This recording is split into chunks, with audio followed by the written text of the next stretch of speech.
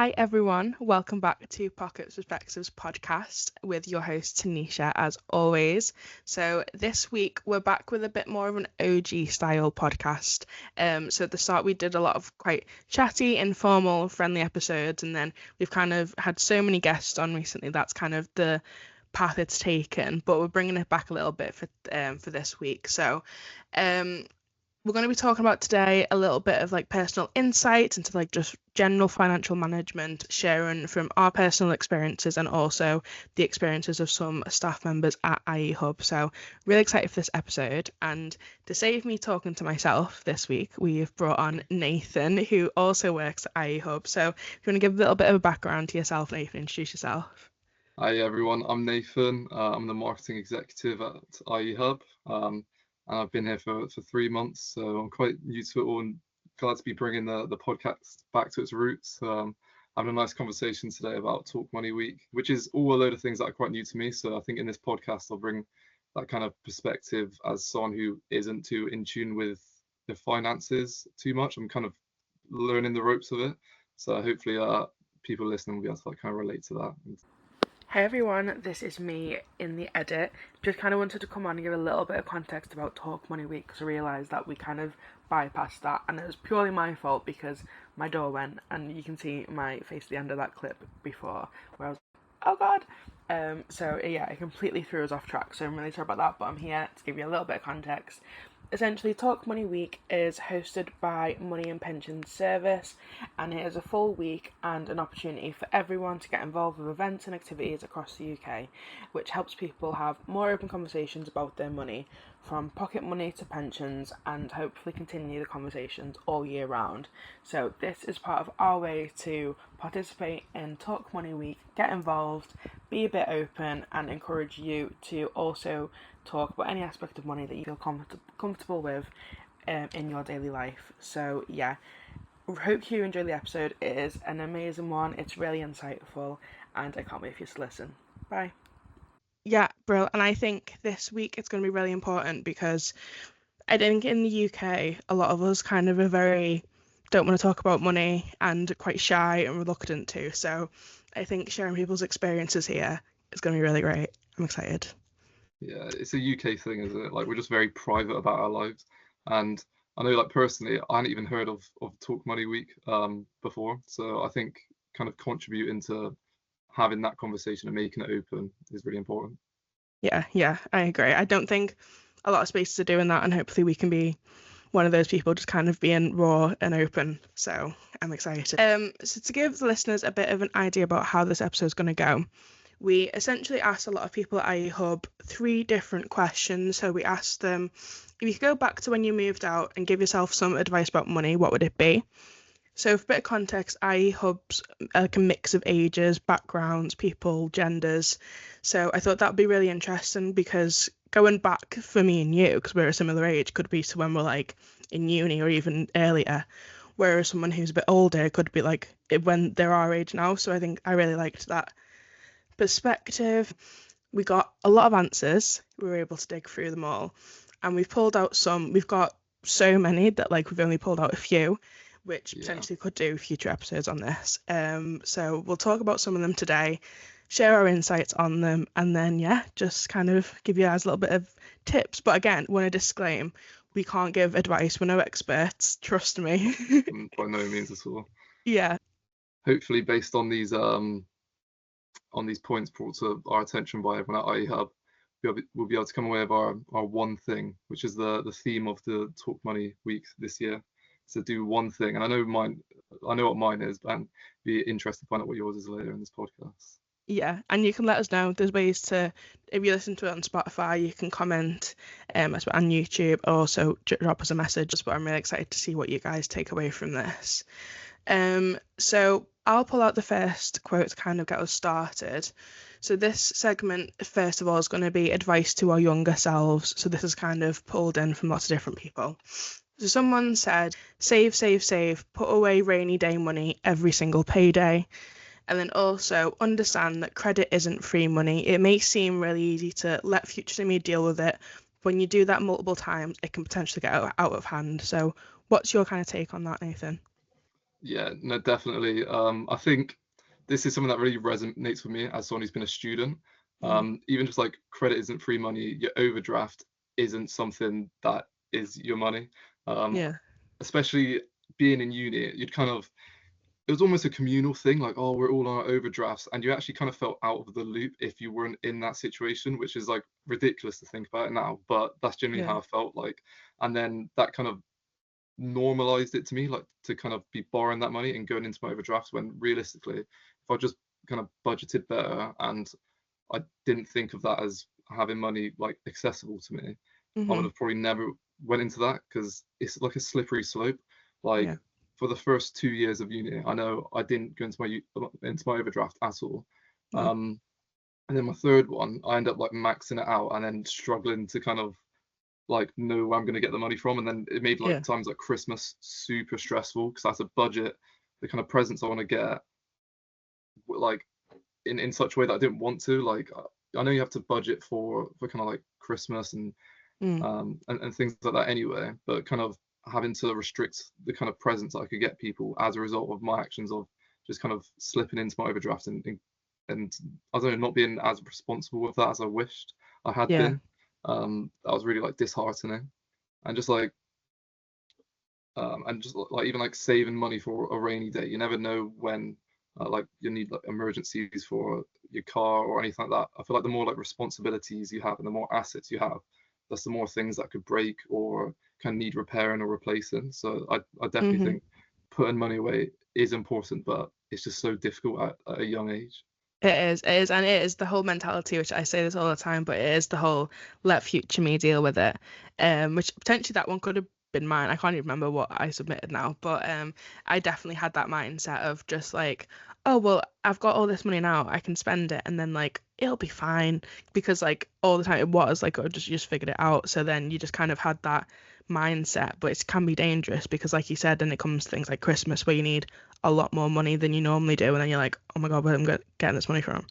Yeah, I feel like that's just like partially a uni thing and just like a young people's thing. You kind of see it on like social media or TikTok, and it's like, oh, when you've spent all your student finance in like Freshers Week or whatever, it Yeah, completely like, normalizes it, which is kind of comforting in a sense, but it's also damaging because you might be more likely just to like not budget your finances as well. yeah, So it's quite yeah. like toxic in that sense.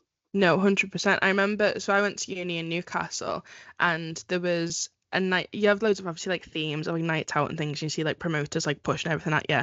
And there was one, and in a sense, it was good because it was essentially just really cheap drinks. It was like £1 for like a vodka and coke and things like that.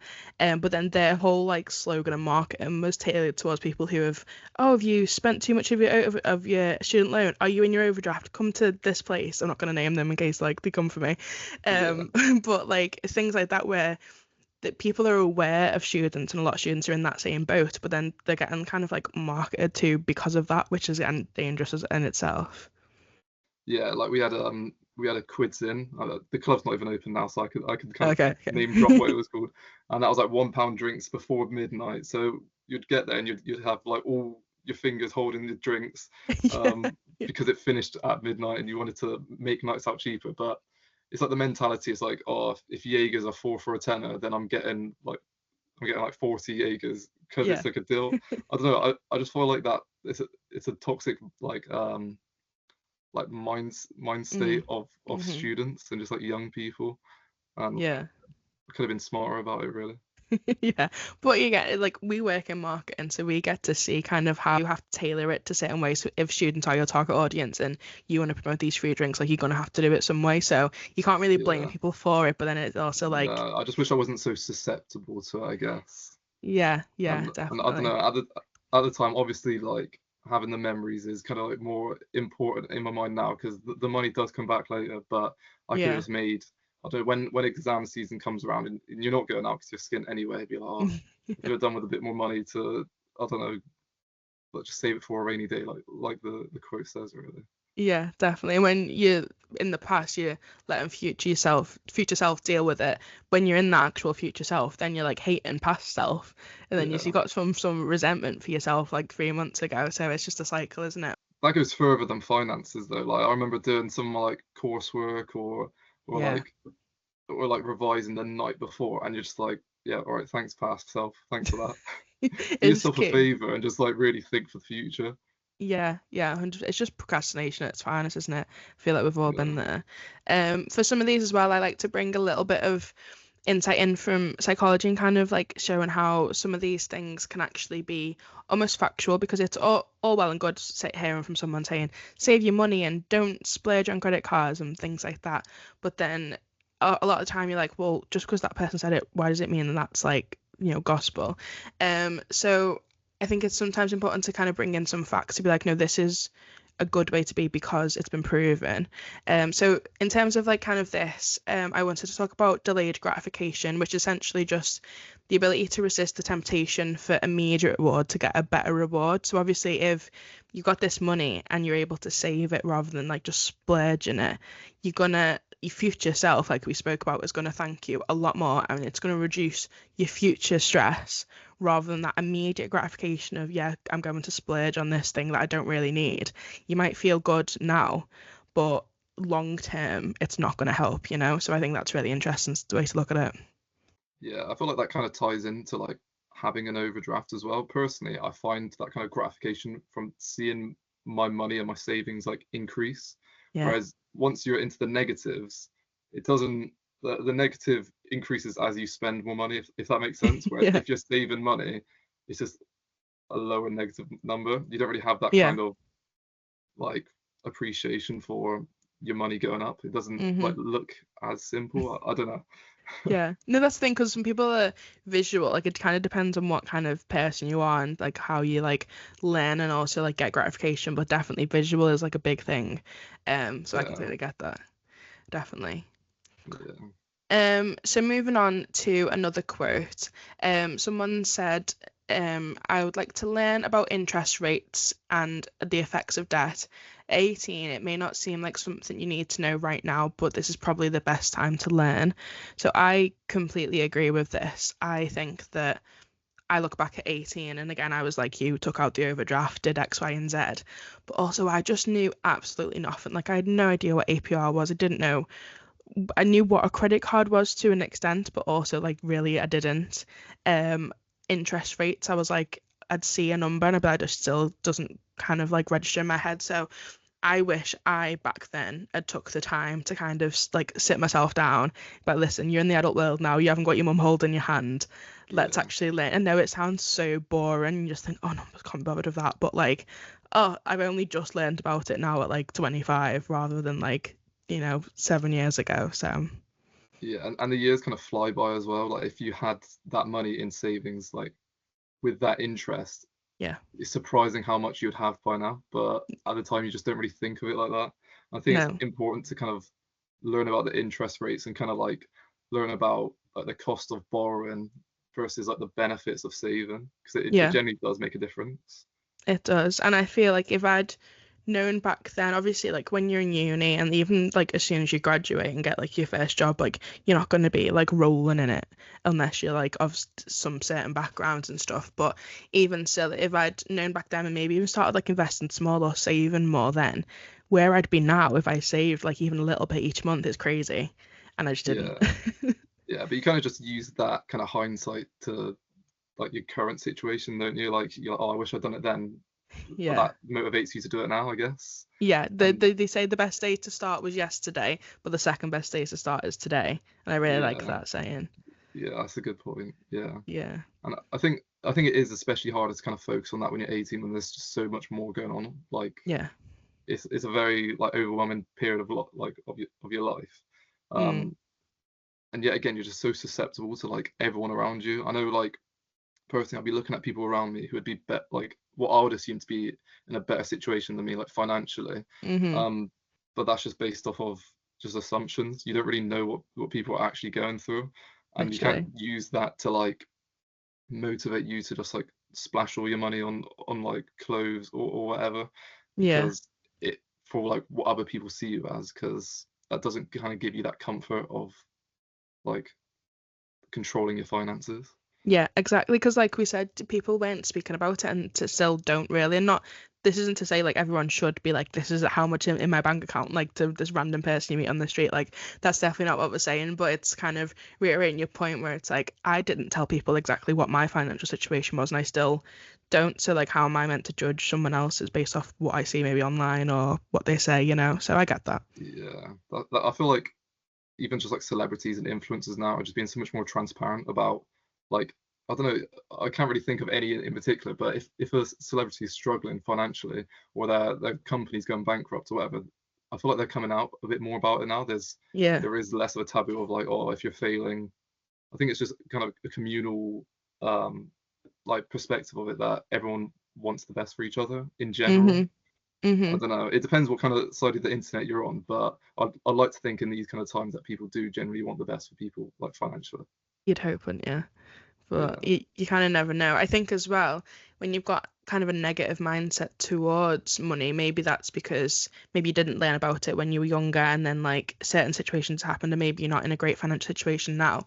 Sometimes it can kind of spiral and then you almost have like a really just negative view of just finances in general. So like sometimes it's called the locus of control, which is kind of the degree people believe they have the control over their lives. So if you have a strong one, essentially if something unexpected happens, so you need like a car repair or something like that, someone who had a strong locus control could say, you know, I need to review my budget. Maybe I've got an emergency fund, thankfully, that I can dip into.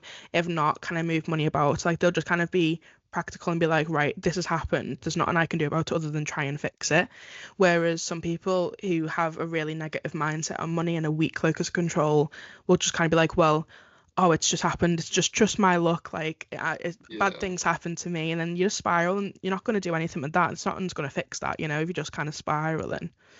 yeah. So, And you'd think like the world's out to get you and everything like yeah, crumbles around you. But it kind of brings us back to the last point. If you had kind of proactively like prepared yourself for that kind of event happening, then yeah, it really wouldn't be such a big deal. exactly. It'd be Yeah, unfortunate, but you would be able to manage through it, and it wouldn't kind of throw you off this kind of like perception of how your life's going to go and how everything's going to work out because you'd have prepared for it and yeah. it just dig into the money you have saved a little bit. Definitely. And like we are unfortunately in a situation right now in the UK and probably in the rest of the world as well, where like a lot of people don't have a lot of extra money. People are saying like, how am I meant to save when I don't have a lot left over? And like obviously we work at iHub and we see like how people are struggling. So it is really, really tough. But the only thing I can kind of say on that is like even if you start small, like I said, if I'd started when I was 18, maybe saving like what, like £10 a month or something, like yeah, it might not be like a huge amount, but it's something better than it's more than what you'd have now, you know, it's only Yeah, positive.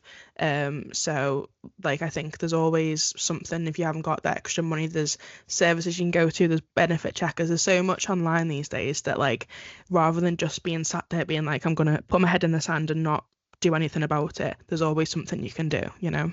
yeah, and it even gets you into the good habits of even if you're like just saving like £5 a month and you're gonna think, oh, if something happens I need to spend hundreds on, I'll have to be saving for years for that. You're in the good habits, so Yeah. when you might in the future be able to put more aside and like improve your savings, you're already equipped with the how to and the kind of routine which not everyone has.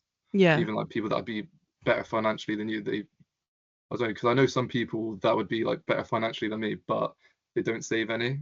Yeah. So it's like Yeah. they're more equipped to, but they haven't got that routine and that habit. Yeah, there's a lot of different ways people manage money, isn't there? Like, I love a splurge. Like, I won't lie, every single payday I've already mentally spent that money, and it's really bad. And I've got a podcast where I talk about money, and I've worked for a company about money for 3 years. So you think I'll be better, but mentally it's gone. Like, it's Yeah, really bad.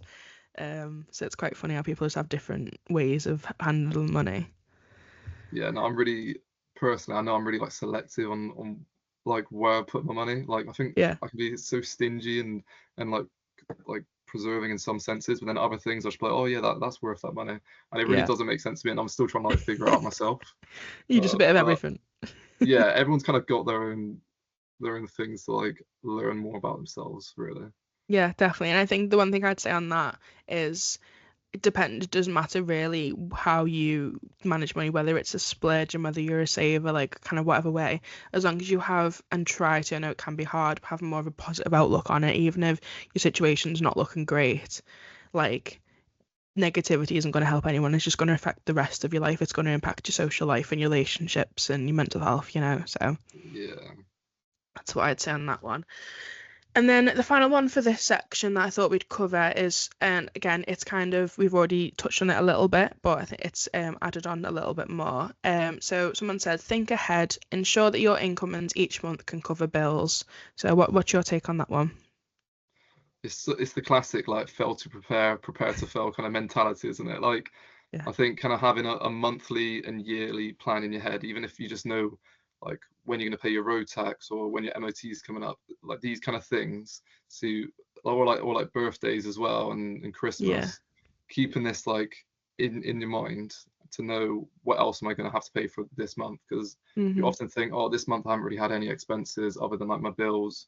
I've got a bit of like extra money. I can go out and buy something, but then you haven't thought forward into the next month how you've got Yeah. like 3 birthdays coming up and you've got all these like different like things you need to pay for.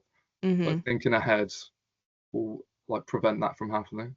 Yeah, I agree. And I think especially if you're living almost paycheck to paycheck or with like a little bit of disposable income each month, it can be quite difficult when like bills come out at different times each month. So like if you get paid at the end of the month and you're like, sweet, oh, my bills for like the first like half of the month are paid, and then when you start teetering further away from payday and closer to the next one, what if like you don't have enough money for them bills? So I think planning ahead can only benefit you, because then it's just going to save you stress. Because if you're thinking, oh my God, there's like £200 of bills left coming out and I only have £100 left, then that's stress on you to try and figure out what you have to do with that. Like, do you have to call the creditors? Do you have to lend money?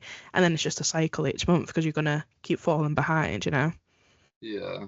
Yeah, and I think just being proactive, which just helps you in like multiple aspects of that we're kind of like talking about here, like about budgeting and kind of like taking control of your finances. Yeah. Having that like forward thinking just like reduces the stress that all of this has on you. So it allows you Yeah. to think a little bit better. Whereas if it's kind of like you haven't thought ahead and you've got these money problems with you at this moment, you're not going to Hmm. think as rationally and not make the kind of best decision for yourself. Yeah, and again, you can touch on kind of what kind of learner you are. So you mentioned how visually you like seeing like the numbers and stuff in your bank, and like I'm more of a visual person as well in terms of like budgeting. So I need to every month know exactly how much I'm putting into our joint account where we pay our bills from, how much of my own single bills and things like that. And I need to know exactly. I need to see it on a screen or like not really written down anymore. To be fair, I'm over that one. But some people are like their handwriting. It's like fair play. Like couldn't be me. Um, but yeah, so I think whatever way you learn best or do things best, kind of tailor it towards you. Not one thing's going to be for everyone. So knowing that and then actually doing it, I think is really important. Yeah, definitely. Yeah. Brill. So I think that topic is quite well covered. Do you have anything else on the advice to younger selves that you'd want to pop back in, or do you think we've covered quite a lot? I feel like that kind of covers it from a my kind of standpoint as a uni student. Just like Yeah. generally do yourself a favor and like do plan ahead and look into it. But Yeah. as someone who's guilty of not doing it, I can understand why people don't. I think that just like that's why like I want to like make the emphasis of it. Like I understand why you wouldn't want to, but Yeah. it really does do yourself favors in the future. Yeah, definitely. Which is why I think I really enjoy these kind of episodes where we can kind of come from the perspective of we're not perfect, we've made mistakes, we've not learned X, Y, and Z. We're not saying we've done every single thing on this because like we're definitely having them. We can come from you from our own experience to be like, wish I did this, and hopefully maybe you're younger, listen to this, maybe you're 18, you're like, maybe I can do this now, and I'm not gonna be, you know, unknown. Like I'm not gonna not know that in the future. So hopefully someone can take something from this. Yeah, because I think even just like having this conversation, like Talk Money Week is supposed to do, I feel like I'm learning from it as well, and I think Yeah. it's encouraging me to take positive actions in like controlling my finances. Yeah. Um, it's just I don't know, like we said, in hindsight, I'd have liked to have done this earlier, but at Yeah. least I'm kind of like doing it now as well because I'm taking away from it. Yeah, exactly. And it's a really good thing to mention is it's never too late. Like, don't think, oh, well, I'm 35, 45, like, it's too late for me. Like, if I was going to learn it, I would have learned it back then. It's like, well, no, because it's, like I said, it's never too late. Like, if you can start improving your finances now, future self you, whether that's in a month, in a year, in 10 years, is going to thank you, you know? Yeah, it kind of reminds me. I remember when I was younger, I used to have like this whole kind of mindset of like, this is when I was like really young. I just kind of made time like travel quickly by going, oh, before I know it, it'll be Christmas and like Yeah, stuff like that. And then that would really put it into perspective because I'd remember like months ago saying that. And yeah, I feel like I think of that in like a broader like broader scheme. Like I thought when I started uni, I was like, oh, before I know it, I'd have graduated. And it really does just put into perspective how fast like that goes. And oh if you could just like apply that to like having savings and interest rates, like before you know it, you would have actually accumulated quite a lot like extra. yeah, 1,000%. And again, I'm no expert on investing. And I wish I was, to be honest. But there's so much out there. But if you're in a position to be able to like invest your money and start early, like it's insane. Like if you do research, find someone who could help you, like an actual professional. Mm. I think it's so important to do that. And start as early as you can. So Yeah, 100%. So yeah, absolutely love them. So like we said, we've spoken a lot. There's so much more to cover, guys. So we'll definitely do another episode on this. It'll be after Talk Money Week, but just because it's Talk Money Week now, this is kind of to raise awareness for the whole year, not just for this one week. So we'll yeah, definitely revisit some of these topics. Um, so yeah, I think we've spoke a lot. We've emphasized a lot of importance about just kind of looking, making sure that future you is okay and not just living in the here and now. I think that's kind of like a really key message from kind of everything, is that like it's beneficial to think about the future, even if the right now seems a bit daunting and scary because everyone's kind of going through it with the cost of living. There's definitely, ways to support yourself in the future, I think. Another thing to point out is our socials. We're going to be releasing some of these quotes, even ones that we haven't spoke about today, on our social media. So make sure everything's linked down below, but make sure you go and follow us to keep an eye on that. And if you're interested to see any more quotes, thank you very much, Nathan, for joining your first episode. How did you find it? thank you for having me. Yeah, it's been really good to have the conversation about my experience and kind of learn a Yeah. lot more. And I hope everyone's been able to take something away from it. And looking forward Um, to part two. Yeah, I think it's going to be amazing. So yeah, guys, we'll break down the clips. They'll be on our social media, like we said, and also some other quotes and bits and bobs for Talk Money Week. Head over to Talk Money Week. We'll link all of their resources down below if you want to find out more about what they're doing. But I think it's just a great initiative, just like I said, all year round. Make sure you follow the podcast, give us a big thumbs up, give us a 5-star rating on Spotify to keep going. And we're so excited to come back with more episodes. So bye, guys. Bye.